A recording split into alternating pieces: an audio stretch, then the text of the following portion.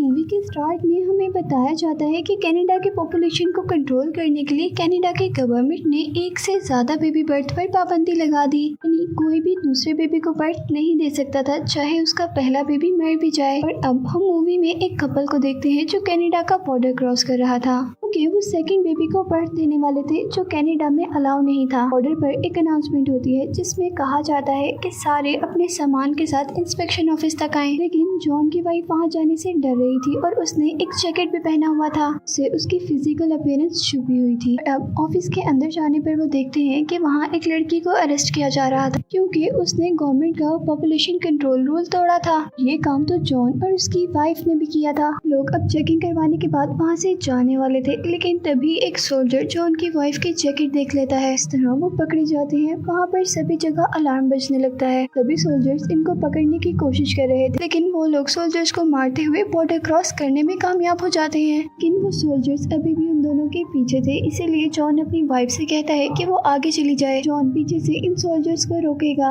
इस तरह जॉन की वाइफ बच जाती है और जॉन अरेस्ट हो जाता है। और नेक्स्ट सीन में हम जॉन को प्रिजनर्स यानी कैदियों के साथ देखते हैं। वो एक ट्रक में फोर्ट्रेस ले जाया जा रहा था। फोर्ट्रेस एक डेजर्ट के दरमियान एक अंडरग्राउंड जेल था। जेल में प्रिजनर्स को ज़हनी तौर पर भी कैदी बना लिया जाता था। ये नहीं कोई प्रिजनर पुलिस के खिलाफ कुछ सोच भी नहीं सकता था। उनकी सोच को कंट्रोल करने के लिए वो लोग न्यू टेक्नोलॉजीज का इस्तेमाल कर रहे थे। इस जेल में से किसी भी तरह बचकर जाना मुमकिन नहीं था। अब फोर्ट्रेस के अंदर प्रिजनर्स को सोल्जर कपड़े उतारने का कहते हैं और उनको एक वॉइस वेलकम कहती है जो कि वहाँ के डायरेक्टर की थी। के बाद सब लोगों को एक रूम में लेकर जाया जाता है जहाँ वो सब लोग एक प्रोसेस से गुजरते हैं। इस प्रोसेस में उनकी इंटेस्टाइन में एक सिक्योरिटी सिस्टम इंजेक्ट कर दिया जाता है और ये सिस्टम उनके माइंड और बॉडी को कंट्रोल भी कर सकता था और उनको सजा यानी पनिशमेंट भी दे सकता था। प्रोसेस का नेम इंटेस्टिनेशन था। अब यहाँ का डायरेक्टर इन लोगों को एक ग्राफ की हेल्प से बताता है कि अगर ये लोग जेल की येलो लाइन क्रॉस करेंगे तो ये सिस्टम इनको बहुत ज्यादा एब्डोमेन पेन यानी पेट का दर्द देगा, और अगर इन लोगों ने गलती से रेड लाइन को क्रॉस कर दिया तो वो लोग फौरन ही मर जाएंगे। अब डायरेक्टर की बात सुनकर यहाँ पर एक आदमी बहुत ज्यादा नर्वस होकर शोर करने लगता है और उसका पाँव येलो लाइन तक चला जाता है, जिससे उसे बहुत ज्यादा पेट में दर्द होता है और वो आहिस्ता आहिस्ता करके गलती से रेड लाइन तक भी पहुँच जाता है, जिससे उसका बेली फूल जाता है और एकदम से वो मर जाता है। इसके बाद सोल्जर्स प्रिजनर को अंडरग्राउंड लेकर जा रहे थे और जाते जाते उनको पता चलता है कि ये जगह बहुत ज्यादा जमीन के नीचे है। इस बेसमेंट में 30 फ्लोर्स हैं। अब यहाँ जॉन और उसका साथी प्रिजनर एक रोबोटिक डिवाइस के सामने थे जिसका नाम Z10 था। ये रोबोटिक डिवाइस यहाँ लोगों के ब्रेन को रीड करने का काम करती थी और अगर कोई उनके खिलाफ सोच रहा होता था तो उसके ब्रेन को स्कैन कर लिया करती थी और फिर सजा के तौर पर प्रिजनर्स को इंटेस्टिनेट डिवाइस जो कि उनके पेट में थी उसके जरिए बहुत ज्यादा पेन दिया जाता था। फिर Z10 डिवाइस उनको उनके रूम तक पहुंचा देती है जहां उन्हें और भी लोग मिलते हैं, लेकिन वो लोग बात करने से भी डर रहे थे।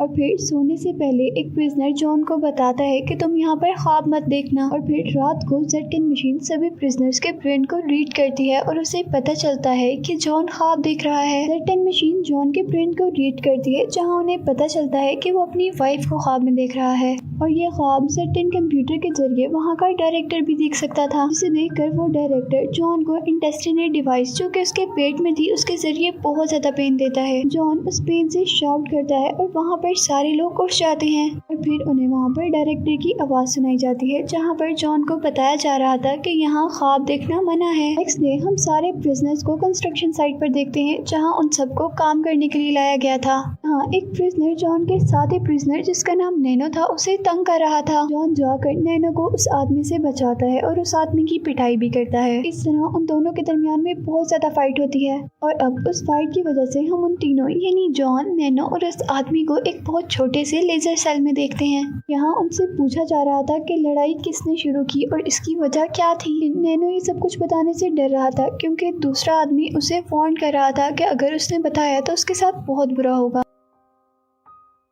फिर जॉन नैनो को बचाने के लिए सबको कह देता है कि लड़ाई उसने शुरू की थी और इस बात पर जॉन को उनके डायरेक्टर के पास लेकर जाया जाता है जहां वो डायरेक्टर जॉन को कंप्यूटर पर दिखाता है कि उसकी वाइफ को भी पकड़ लिया गया है और साथ ही जॉन को उसकी गलती की सजा के तौर पर उसे दोबारा इंटेस्टिनेट डिवाइस की मदद से एब्डोमेन पेन दिया जाता है। नेक्स्ट सीन में हम देखते हैं कि वो आदमी दोबारा काम करने के दौरान जॉन से फाइट स्टार्ट कर देता है। इस फाइट को सब देख रहे कुछ लोग उसे एंजॉय भी कर रहे थे। एंजॉय करने वालों में डायरेक्टर डायरेक्टर भी शामिल था जो अपने कंप्यूटर से ये सब चीज देख रहा था। और डायरेक्टर जॉन से कहता है कि दूसरे आदमी को बहुत मारो। उन दोनों के दरमियान में बहुत ही बुरी फाइट हो रही थी और दोनों के मुंह से खून भी निकल रहा था।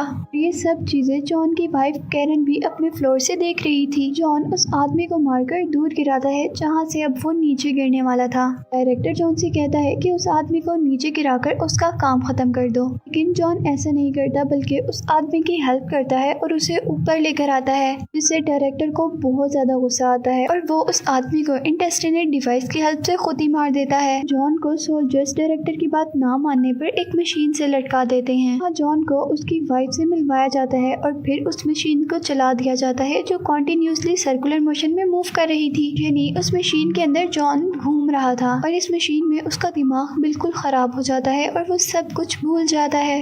जब 3 दिन के बाद उसे इस मशीन से उतारा जाता है तो वो ना तो बोल सकता था, ना ही कुछ सुन सकता था, इवन के पेन भी नहीं फील कर सकता था। अभी भी जॉन को बाहर निकालने के लिए उसकी वाइफ ने स्ट्रगल की थी और वो अब डायरेक्टर के साथ थी, जहां अब कैरन को पता चलता है कि डायरेक्टर ने अपने आप को एक एडवांस वुमन में चेंज कर लिया है। यानी ना तो अब उसे नींद आएगी और ना ही उसे भूख लगेगी, बस महीने में एक मरतबा उसे कुछ कैप्सूल और न्यूट्रिशन की जरूरत पड़ेगी। और वो कैरन को बताता है कि इस जेल में जितने भी बेबी बर्थ लेंगे उन सबको एडवांस वुमन बना दिया जाएगा, जिससे ओवर पॉपुलेशन की प्रॉब्लम बिल्कुल खत्म हो जाएगी। इसके बाद फिर हम जॉन को देखते हैं तो अब 4 महीने गुजरने के बाद भी रिकवर नहीं हो पाया था। जॉन का साथी प्रिजनर इब्राहिम उसे नॉर्मल करने की बहुत कोशिश कर रहा था। अब इब्राहिम जॉन से कह रहा था कि काफी टाइम गुजर गया है और अब तुम फादर बनने जा रहे हो, लेकिन इस बात पर भी जॉन कोई रिस्पॉन्स नहीं देता, बस एक आंसू उसकी आंख से निकलता है। उसी रात कैरन डायरेक्टर को कोई ड्रिंक पिलाती है जिससे डायरेक्टर बेहोश हो जाता है और फिर वो जल्दी से Z10 कंप्यूटर की तरफ जाती है और जॉन के ब्रेन को रीड करती है, जहाँ एक छोटा सा जॉन एक बहुत गहरी टनल में बैठा हुआ था और कैरन उसे बाहर निकालने की कोशिश कर रही थी। कैरन Z10 मशीन की हेल्प से जॉन के ब्रेन को कंट्रोल करती है और उस बच्चे को बाहर निकालती है और इस तरह असल जिंदगी में भी जॉन बिल्कुल ठीक हो जाता है। जॉन को बिल्कुल ठीक देखकर जॉन के सभी साथी बहुत ज्यादा खुश होते हैं। अब जॉन इब्राहिम से रिक्वेस्ट करता है कि वो प्लीज उसकी हेल्प करे, क्योंकि वो अपनी वाइफ को लेकर यहाँ से बाहर जाना चाहता था और इसकी बात इब्राहिम भी मान लेता है। इब्राहिम जाकर कैरन को जॉन की रिकवरी के बारे में बताता है, जिससे वो बहुत ज्यादा खुश हो गई थी। फिर दूसरी तरफ हम देखते हैं कि जॉन के साथी नैनो के पास अभी भी वो डिवाइस थी जो उस आदमी के मरने पर उस आदमी के पेट से निकली थी और जॉन ने चुरा कर आने से पहले नैनो को दे दी थी। और यहाँ एक प्रिजनर जॉन को बताता है कि वो एक सॉफ्टवेयर इंजीनियर है और वो इस डिवाइस को रीड करना चाहता है, इससे वो डेफिनेटली यहाँ से निकलने का कोई ना कोई रास्ता तो निकाल ही लेंगे। फिर हम कैरन को देखते हैं जिसने एक डायमंड की तरह की डिवाइस चुरा ली थी, क्योंकि उसे पता चला था कि ये डिवाइस यहाँ के कंप्यूटर सिस्टम की है। कैरन ये डिवाइस इब्राहिम को देती है, उससे कहती है कि ये डिवाइस प्लीज जॉन तक पहुँचा दे, लेकिन इब्राहिम ऐसा नहीं करना चाहता था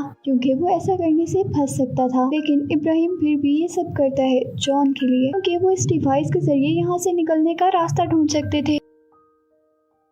अब जॉन और उसके साथी बिजनेस को पता चलता है कि इंटेस्टिनेट डिवाइस जो उस आदमी के पेट से निकली थी वो एक मैग्नेटिक डिवाइस है, बाकी दूसरी डिवाइसेस को बाहर निकालने में हेल्प कर सकती है। और यहाँ डायरेक्टर को पता चल जाता है कि कैरन ने उनके कंप्यूटर सिस्टम की उठाई, जिसकी वजह से उनके Z10 सिस्टम में फॉल्ट हो गया था और इस चीज से उसे बहुत ज्यादा गुस्सा आता है। और दूसरी तरफ जॉन और उसके बाकी साथी अपनी अपनी इंटेस्टिनेट डिवाइस को अपने पेट से निकाल लेते हैं और एक टनल पर लगा देते हैं, जिस टनल के बारे में उन्हें उसकी हेल्प से पता चला था कि वो बाहर जाने का रास्ता थी। वो लोग ऐसा शो करवाते हैं कि वो सभी लोग लड़ रहे हैं और इस बात से डायरेक्टर को और ज्यादा गुस्सा आ जाता है। वो गुस्से में सारी इंटेस्टिनेट डिवाइसेस को उन सारे लोगों को मारने का ऑर्डर देता है, लेकिन अब क्योंकि इंटेस्टिनेट डिवाइस तो उनके पेट में थी नहीं, उन्होंने उस टनल में लगा दी थी, तो वो टनल टूट जाती है। उन लोगों को इस टनल से बाहर जाने का रास्ता मिल जाता है, लेकिन उनकी ये कोशिश भी नाकाम हो जाती है क्योंकि टनल में डायरेक्टर पॉइजनस गैस छोड़ देता है और उस टनल के अंदर एडवांस सोल्जर्स भी होते हैं जो उन सब पर अटैक कर देते हैं।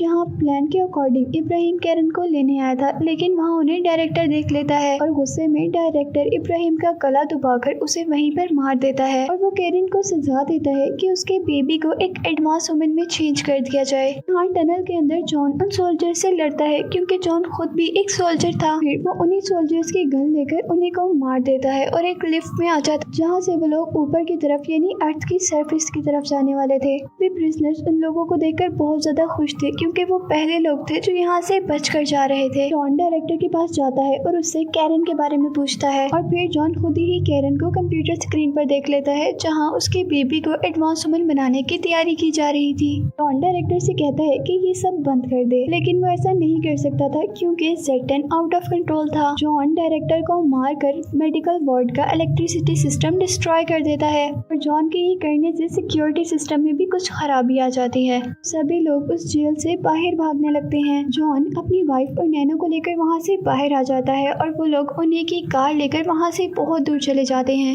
लेकिन जल्द ही जेल का कंप्यूटर सिस्टम ठीक हो जाता है। जिस कार में वो लोग आए थे वो कार भी Z10 के कंट्रोल में आ जाती है, इसीलिए वो लोग कार के कैमरा से उन्हें देखते हैं और उन्हें शूट करने लगते हैं जहाँ नैनो तो मर जाता है। लेकिन जॉन अपनी गन से उस कार को शूट कर देता है और वो कार उस शेड के अंदर आ जाती है जिस शेड में भी कैरन थी और वहाँ जाकर ब्लास्ट हो जाती है। जॉन तो बच जाता है लेकिन वो अपनी वाइफ कैरन को ढूंढने लगा था और कैरन उसे शेड के पीछे मिलती है जहाँ उनके पास उनका बेबी भी था और मूवी इसी के साथ एंड हो जाती है।